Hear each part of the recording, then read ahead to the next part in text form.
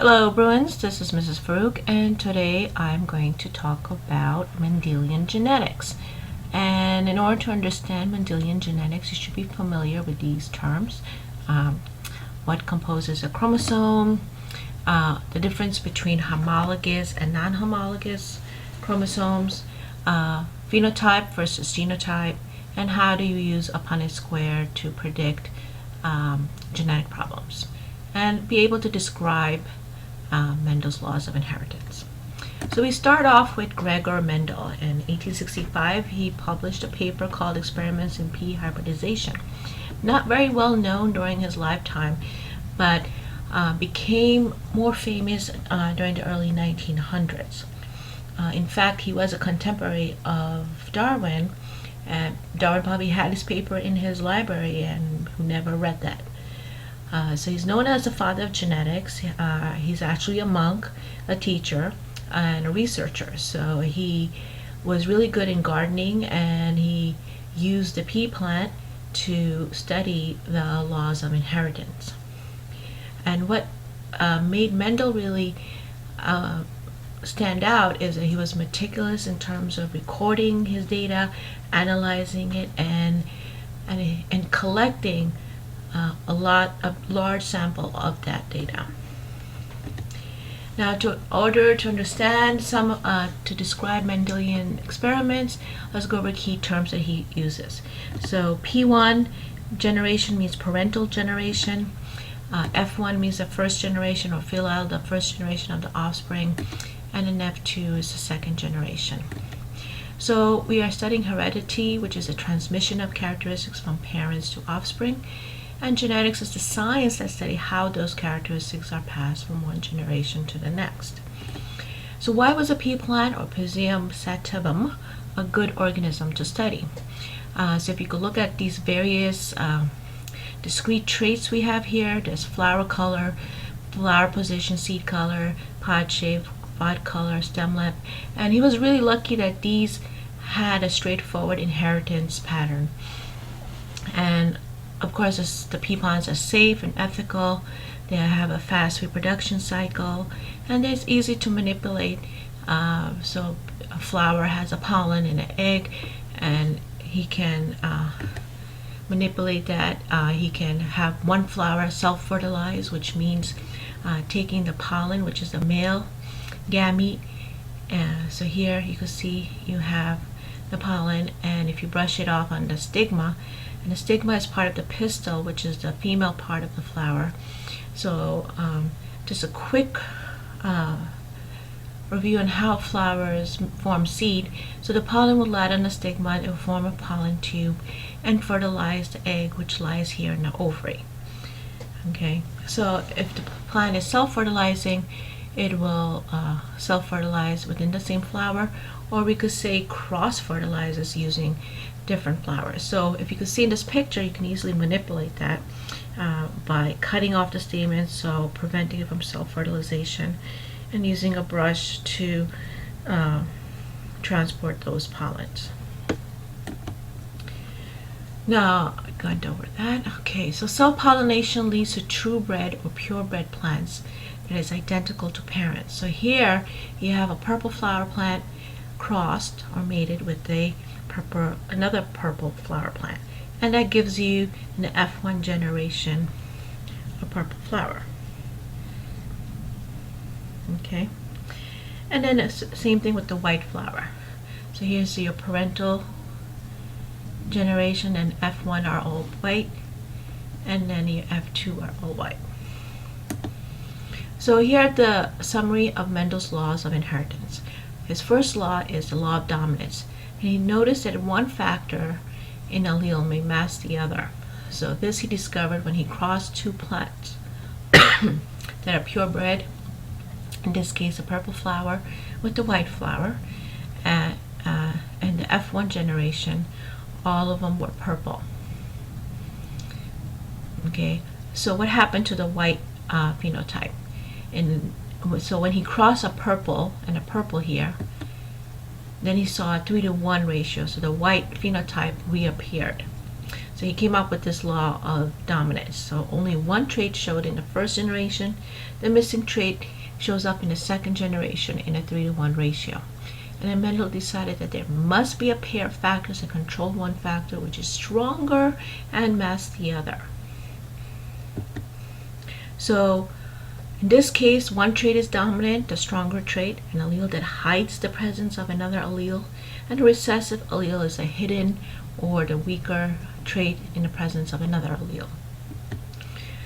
So an example of a dominant trait is like the purple flower, where the white flower is recessive.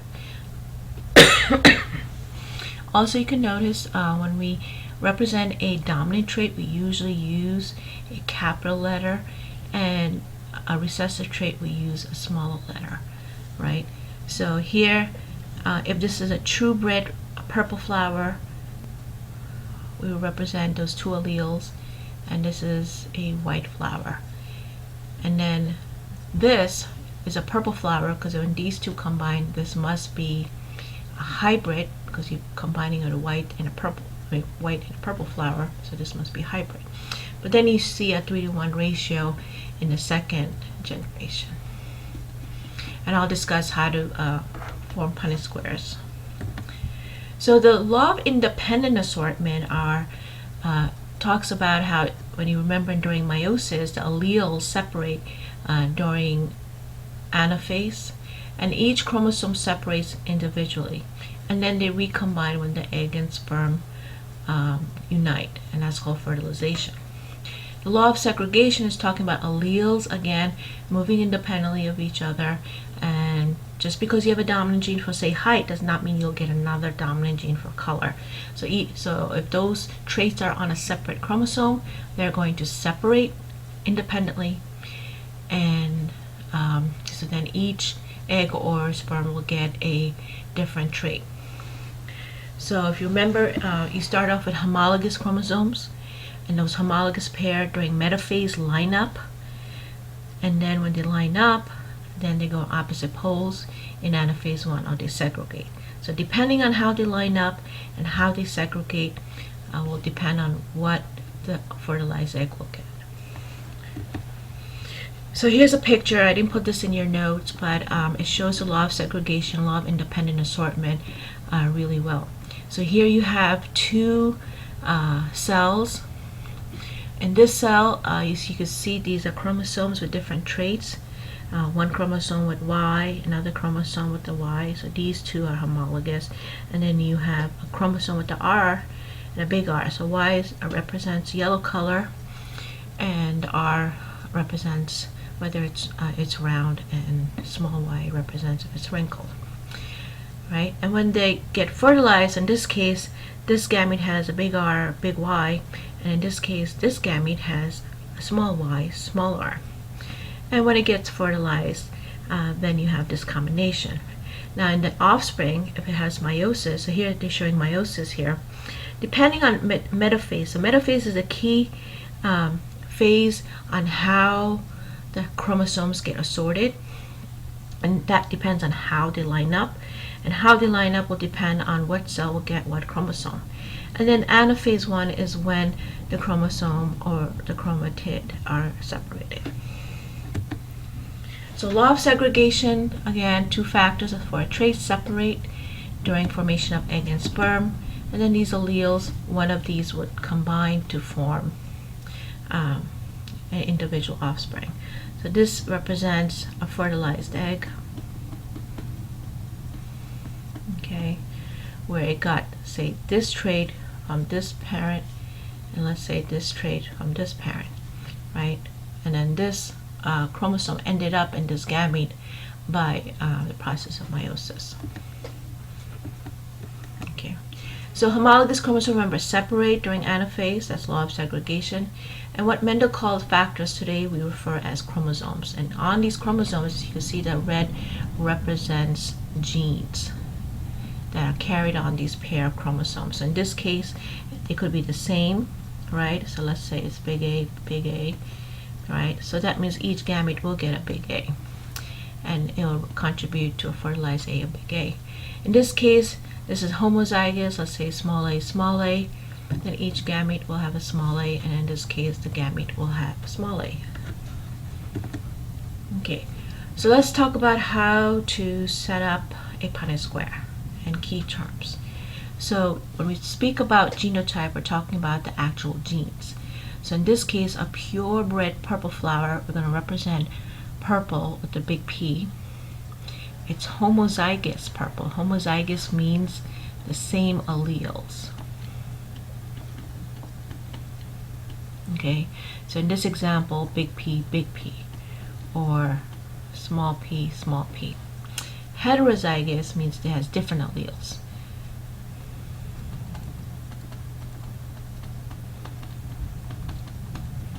So in this case, a heterozygous would have a big P, small p.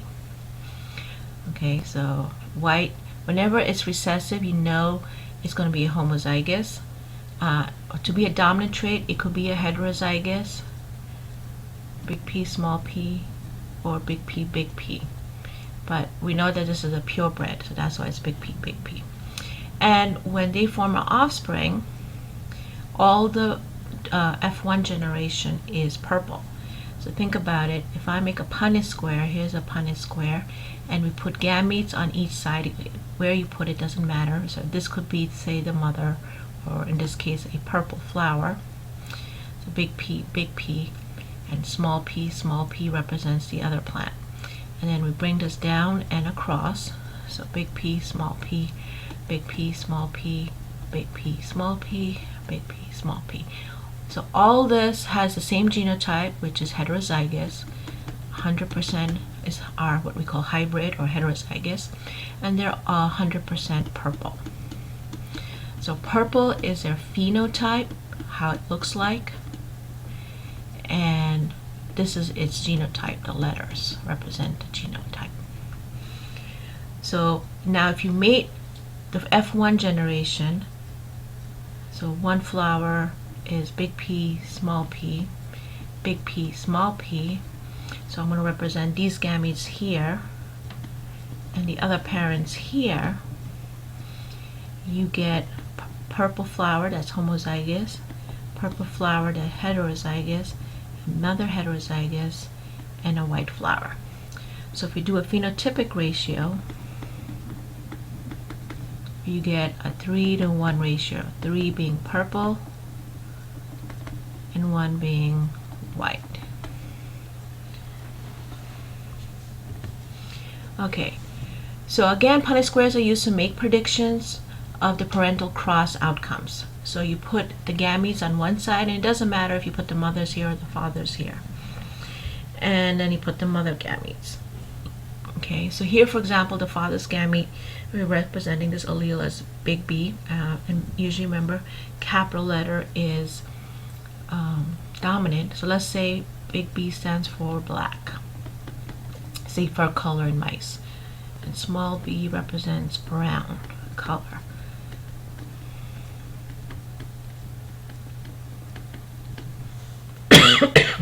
So in this case, if we ask for a parental, what is the parental genotypes? It's big B for the father, and small b for the mother. So they're both homozygous. And then you bring this down. So let's bring the father's alleles down, and the mother's across. So in this case, you have 100% of genotype being heterozygous, and the phenotype is also all black. Okay, so do this in your notes. Answer these questions as a summary. Thank you for listening, and come to class with questions.